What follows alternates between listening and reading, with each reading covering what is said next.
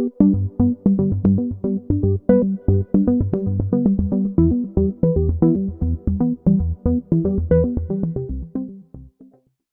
everyone, welcome back to the Advantage Thought Leadership Series. My name is Chris Packman. I'm the Senior Director of Client Development at GroupM Services. In this identity series, we're discussing the future of identity amid a cookieless future and what this means for us as a group, our clients, and our partners. In the first session, you heard from Eric and Justin from Wonderman Thompson, where they discussed the identity crisis on a broader level. An interesting point that came up from that is that first-party data strategies will become the norm. There'll be more opportunities to merge media and creative agencies alongside partners to foster collaboration and sharing of learnings as well. And then in the second session, you heard from Eric and Chris from Salesforce, where they explored the rising importance of first-party data, best practices in activation, and they also talked about how agencies should leverage client relationships whilst playing a more consultative role. So this involves guiding clients on their data strategies and making partnerships and even tech recommendations as well. With the upcoming changes in place, the way brands track, target, and analyze user activity is going to change significantly. And while these changes don't mean that life in digital advertising as we know it comes to an end, we do need to adapt. And we do need to update our approach as well. So in this session, we're going to talk more about partnerships and specifically how agencies can guide brands to create a supportive ecosystem. Let's face it though, you don't really want to hear too much about this from me. You want to bring in the experts. And so with that, let me introduce to you Krystal Olivieri, Senior Vice President of Data Strategy and Partnerships in the GroupM Global Data and Tech team, as well as Tom Weaving, who's the Senior Director of Business Development at the Trade Desk. There's a lot of seniors in that one. Thank you very much, guys, for joining us. Pleasure to be. Thanks, Chris. Krystal, how about we start with you? A quick introduction from yourself and really what you do at GroupM as well, please. Cool. Hey, everyone. For those of you who don't know me, I lead our data strategy and partnerships group globally. It means a couple of different things. Some of that is focused on providing thought leadership that regions or markets or agencies can take and bring to their clients so that they can understand what is going on with all of these changes that seem to be very rapidly evolving in our data ecosystem. And other areas that I focus on include how we drive innovation within the data sector. So whether we work on innovative products and capabilities with partners, or we build things in-house that help us make advertising better for people. So I'm excited to be here today. Thanks for joining us. I'm sure we all appreciate your POVs, which come thick and fast, and certainly recently with all the news. Yeah, they're keeping me employed, so we got that.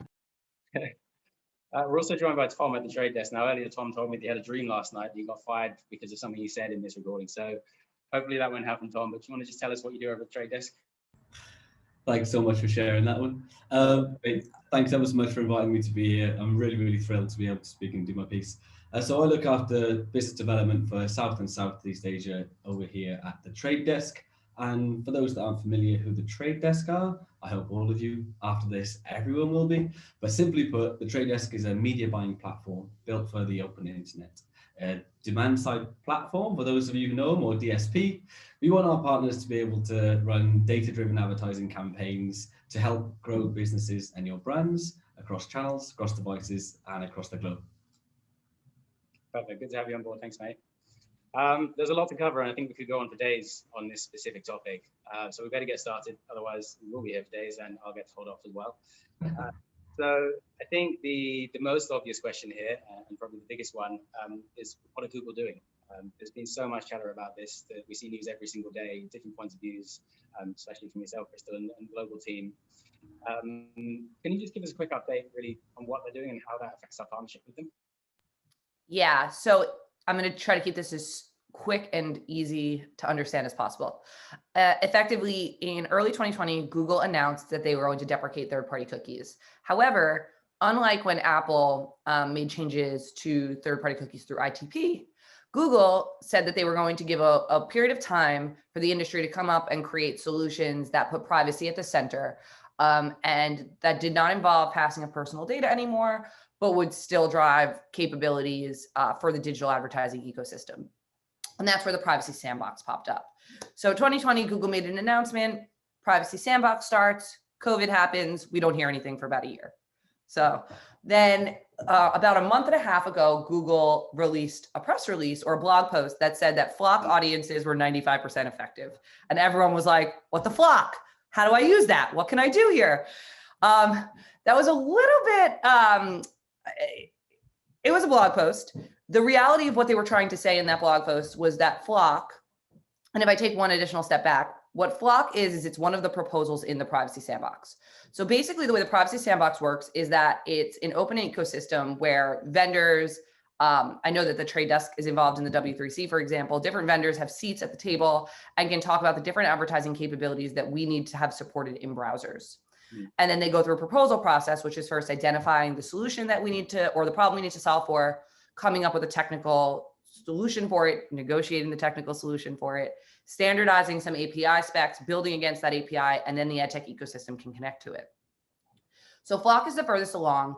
It's meant to replace what we know today as interest-based advertising. So it's meant to be a capability that would reduce the need for cookies and allow you to understand, based on a consumer's browsing behaviors, what they're interested in, but that data never leaves their device. So Google had said, or the browser, Google had said that FLoC performed at 95% effectiveness. What they actually meant was they constructed a cohort and they took a first-party data or cookie asset, and they looked at those two in the composite makeups, and they were very similar. So they felt confident that it could be a replacement. So that was cool, and everyone was interested. And in the end of Q2, we expect some of the demand-side platforms, including Google Ads, to be connected to FLoC API so that we can actually test that. It's one of a myriad of different proposals they have out right now. So then last week, Google sent another sort of ambiguous blog post. And that one was a big deal. So the way I would think about that one is so for the last year, we've been talking about Chrome and what's going to happen to Chrome and the technical capabilities and limitations Chrome will have. If you put Chrome aside, this announcement actually focused on DV360 and Google Ads. So not Google as a browser, but Google as an ad tech platform. And effectively what they said was that they were breaking up into two bits. They're not actually breaking up their company, but they're breaking up their philosophies into two bits. So the first one is where Google is a publisher, meaning where you go to google.com or youtube.com to watch a video or to search for ads, Google is setting up one set of rules. And those rules are basically, you can use customer match to bring in client first party data. As long as the consumer gave the brand the data, that data can be used in the ecosystem. ADH will still exist. Sort of status quo, to be honest, on the Google ad side from where it is today. Yeah. Because they've already been locking down data leakage for years. Then there's the DV360 side. So this is the side where we're talking about the demand side platform, the supply side platform, and sort of all the bits and bobs in between. Yeah. Google said that they will no longer have data inside of that, supporting that ecosystem, personal data supporting the ecosystem. So no third-party data partners, but also no first-party data assets. Yeah. So that was like the big, you're like, oh, whoa. So, and I think that's been really hard to wrap your head around. However, they had one caveat. So effectively think of it like DV360 being replatformed and will live on top of those Privacy Sandbox APIs. But with the one caveat that if a brand has a relationship with a publisher and wants to do programmatic guarantees, first-party data passing, Google won't block that. Like you can still manage that in their DSP. Yeah. You just have to use a different technical solution like the Trade Desk's Unified ID or something else to get that data there. And that was the big sort of ecosystem shock from Google last week. There have been there's a lot of acronyms there. There's a lot of information there in one go. I suppose, what's your advice to keep on top of this? Because there's so much news, and I think what you've just said in a couple of sentences in a couple of minutes is naturally a shift in the ecosystem, which is major. So how would you, as someone in the agency, just keep up to date and up to speed with this? It's a great question. I know the industry articles I actually find can be a little confusing on this topic right now. And then sometimes they're more, I don't want to say harmful, but they can create more. So I'm working closely with people like Alex Still, Carlos Casal, Carmen, and Eric in APAC to try to bring together a global to regional to local sort of tiered structure of information. Obviously, we put out some of those POVs, but those point of views are a moment in time. They don't continue the dialogue. So we want to bring together as a group, I think internally, more ways to be able to stay connected, more ways to do trainings, master classes, and provide that open feedback loop. I would also say it's a really good time for testing and learning and just understanding what else is out there. I think we're all very inundated by the Google news right now because it's a massive shift. It's a really big shift in markets like the United States. In APAC, it could be different. And I think Tom's going to talk a bit more about that. I don't have very specific stats on APAC, obviously, but the other thing is don't get caught up in we have to be watching it. We have to be understanding it. We have to be instilling it, but we don't want to get caught up to the point where it paralyzes us and we stop doing other things. Yeah. So yeah, we're going to be working on some comm strategies, really working closely with Eric and Carmen in EMEA, or in APAC, sorry, in APAC. But also I would say this is a time to be going out and having conversations across the ecosystem and trying to let your curiosity peak and learn and challenge. That's a really good point around test and learn. So something that came up from the second session in this series, Chris from Salesforce was talking about the importance of test and learn, continuing to test and learn. And this is probably a good time to segue to you, Tom. Your illustrious leader, Jeff, has been quite outspoken about Google, FLoC, but also there's been so much news around unified ID, which Krystal, you've talked about already as well. So in human talk, Tom, can you explain to us what unified ID is and how agencies and then clients can potentially leverage this? I can certainly give it a go. So I guess we're hearing this term unified ID 2.0. That obviously means that we had a first iteration. So if I can have a very, very short history class, if I may. So Unified ID 1.0, that solved for the challenge that across the programmatic and digital ecosystem, all the different parties, DSPs, DNPs, SSPs, they would all use their own identifiers. And these were known as cookies, what we're familiar with. Cookies, they're just random numbers and they're anonymous. And all the different entities would have their own versions of them. So, Trade Desk might recognize you on a website as cookie 123, Xandr might recognize you as cookie ABC, and Salesforce DNP may recognize you as cookie XYZ. Mm-hmm. So this brought with it, a plethora of challenges, things to do with match rates and latency, but just not the best user experience for advertisers, for users, or for anybody in that ecosystem, which is trying to get these two different numbers and languages to speak to each other. So what the Trade Desk did was we gave away our cookie footprint, our ID footprint, and then shared it with everybody else in the ecosystem. And that meant that we had, if you will, a unified language. That was Unified ID 1.0.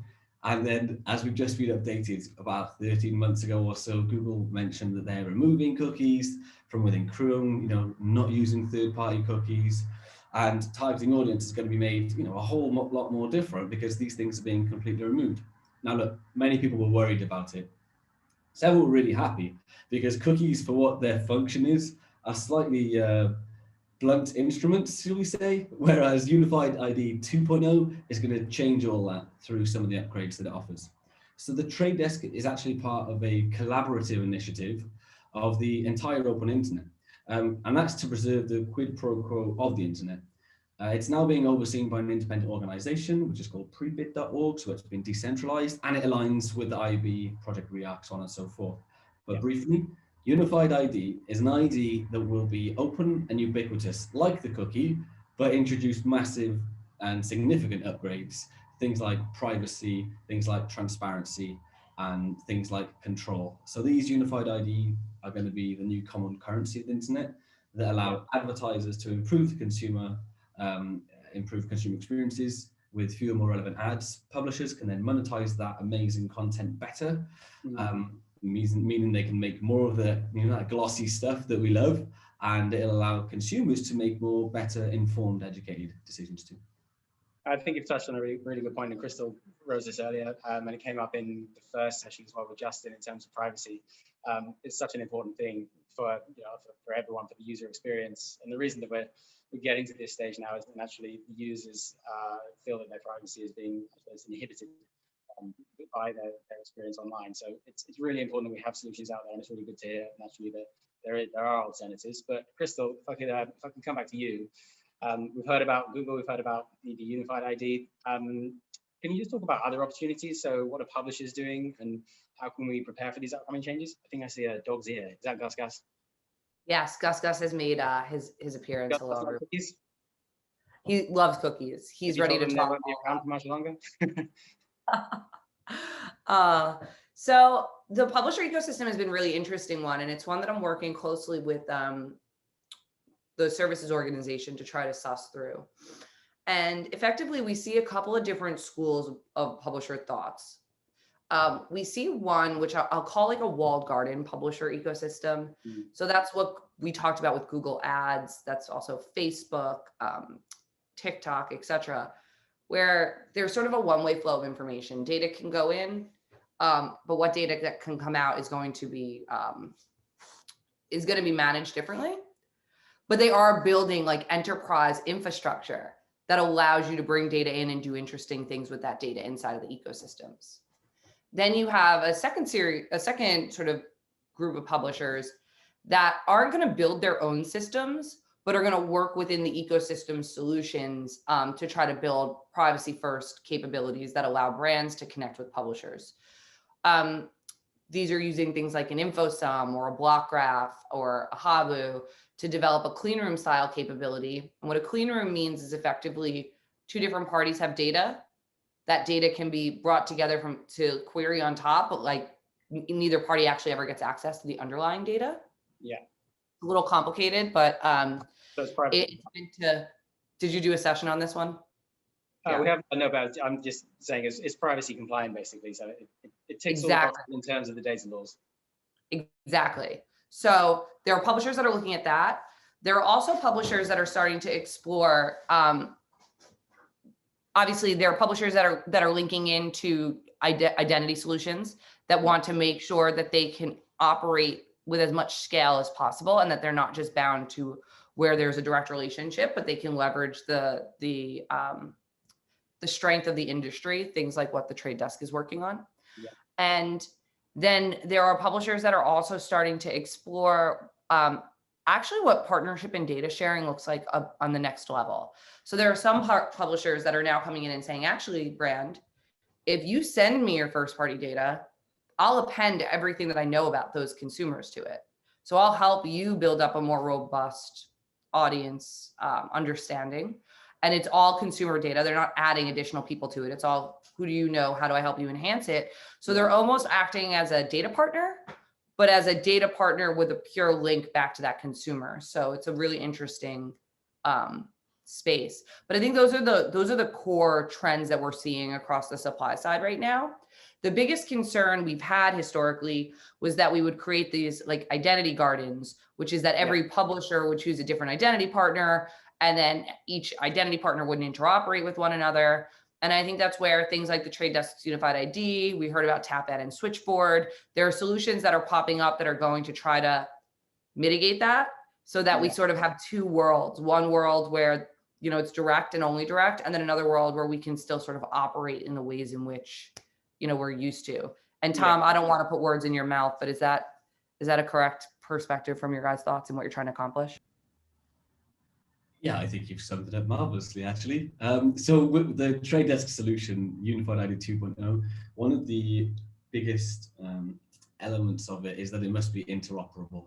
It has to be that for it to be able to work with these different pieces of the ecosystem. You know, there's no good just us having a ID like we used to, a cookie which only the Trade Desk recognized. That's brilliant when you're running on the Trade Desk, but when you want to run with TapAd, when you run across any other SSP, whoever it might be, they need to be able to have that unified language. So the interoperability is actually paramount for any of these IDs that actually get developed and get used and adopted. They have to be interoperable with one another. It's great. I should correct myself, actually. I said we haven't done a session on data and privacy, but we do have a session coming up on ethics and privacy. So watch this space for that one, please.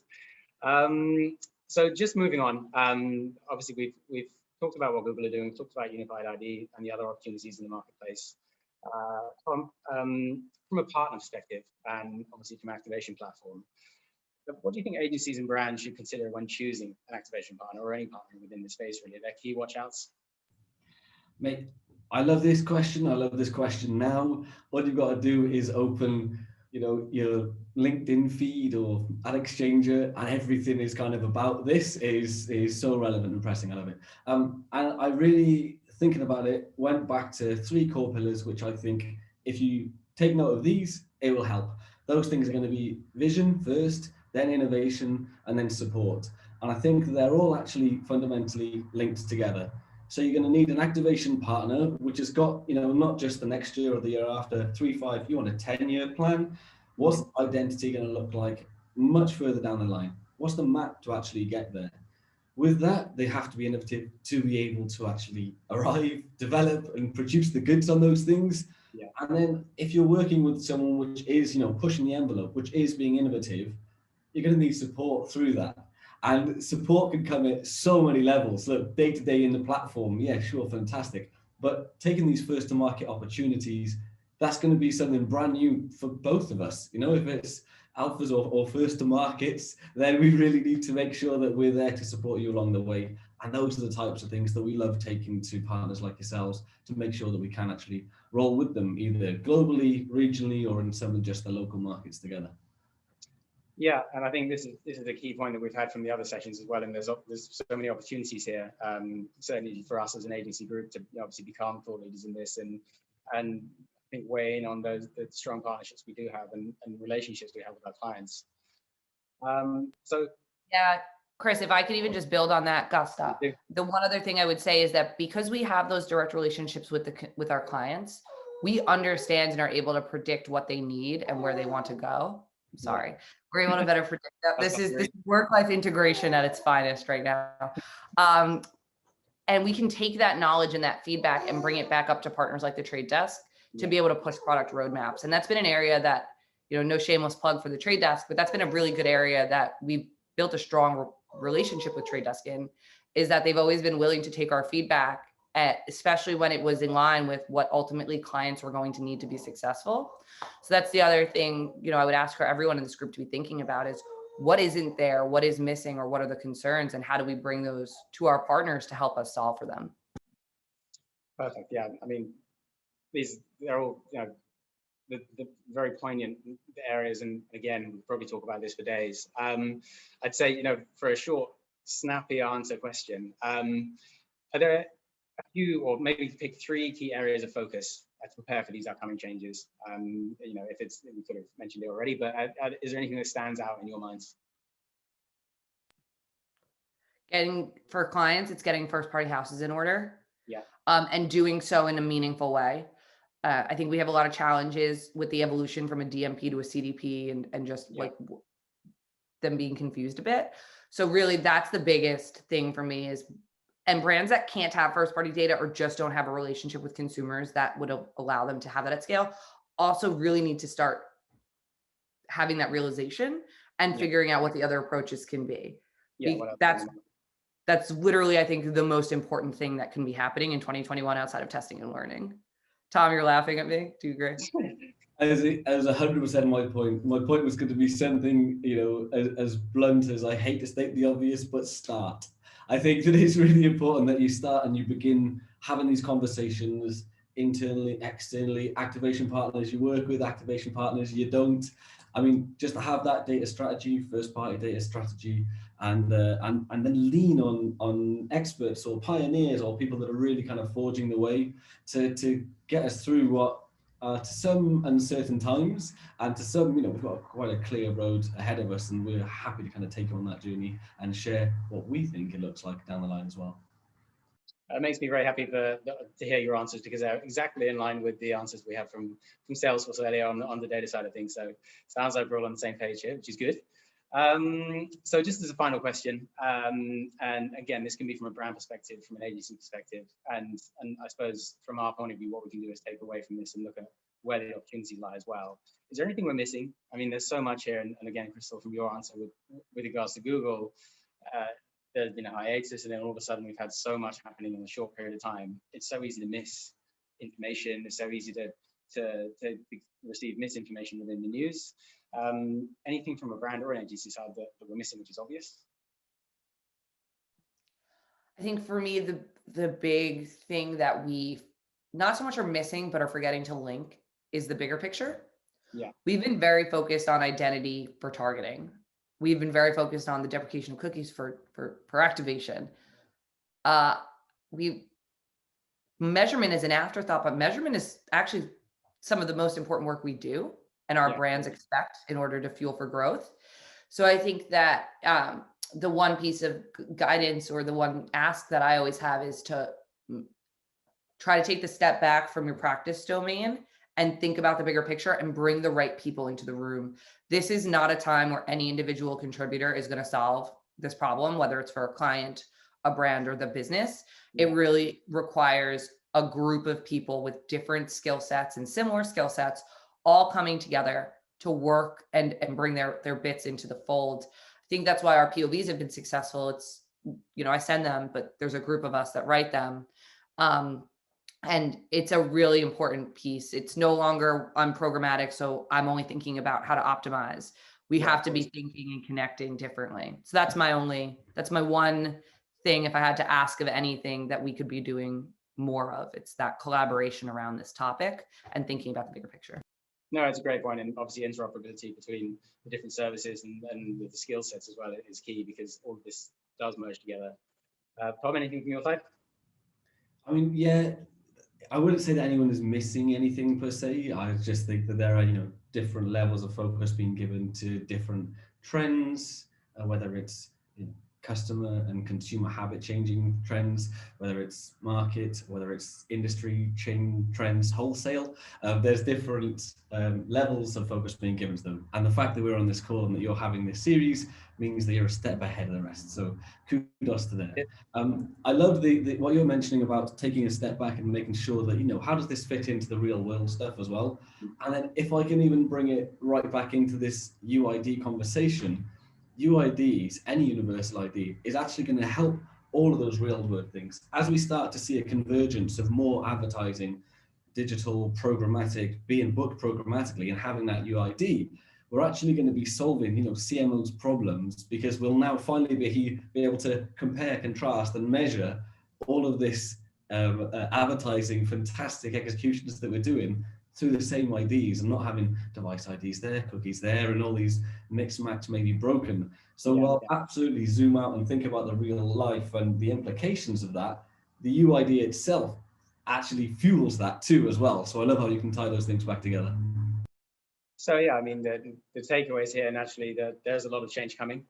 It's not all bad change, and the future of targeting, the future of the way in which we can analyze, we can track users.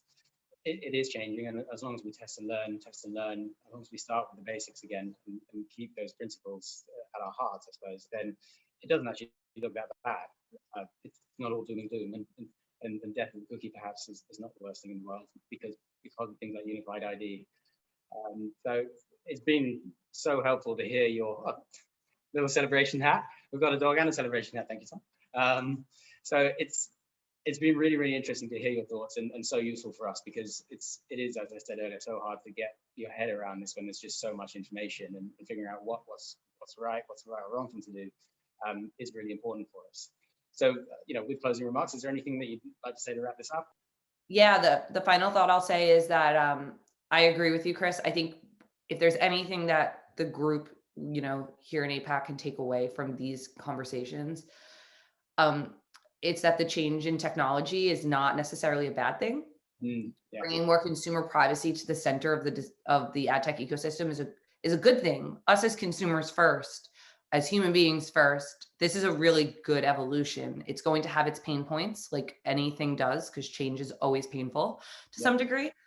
But I believe really passionately that the other side, we will look back on the time, the world of hoarding third-party cookies in 5 years from now and be like, okay, there was a better way. And there are options that are, not touching personal data. There are options that are leveraging personal data in different ways. But I'm excited for the innovation. So I just wanted to hone in on that doom and gloom comment, because you're right. This is actually a really exciting time. It's just complicated. Yeah, so 100%. And the doom and gloom is all centered around an ever diminishing part of the internet, which is browsers and cookies based. we're in Southeast Asia, we're in APAC. This is mobile dominated, mobile centric as well. So all of the worry, for sure, it's right to be there because it is change, as you said, difficult, but often good when you get to the other side. So yeah, that it is a lessering worry than maybe it is being perceived. It is because it is so kind of wholesale in how we've always done things that that is really shaking us all up a little bit. But I think that's good now and again. And finally, I just think that what we're moving to is going to be so much better than what we had. As I said, like cookies, as what we were using them for and their function, they weren't great at it. Now we're able to increase everyone's experience, advertisers, consumers, and content owners. So I'm thrilled with the changes that we're all striving and working towards together. Well, that's great. Thank you so much for sharing. So it's been a lot of fun. It's really good to see Gus. I'm glad he made an appearance. Tom, I really hope you haven't said anything which will get you fired. I hope your dream doesn't come true. So what's left to say? Promotion for Tom. Yeah, definitely promote Tom. Thank you so much, both of you, for sharing the time with us. I know it's early in the morning for you, Krystal. So we really appreciate this. Just to close out, the next session coming up is going to look internally and assess some of the opportunities for GroupM needed to support our clients across agencies, services, and a specialty business as well. So we'll look forward to hearing that one and seeing you all then. And with that, I'll say goodbye to Krystal and Tom, and thank you very much for joining us. Bye, thank you. Cheers, everybody. Thanks so much for inviting me.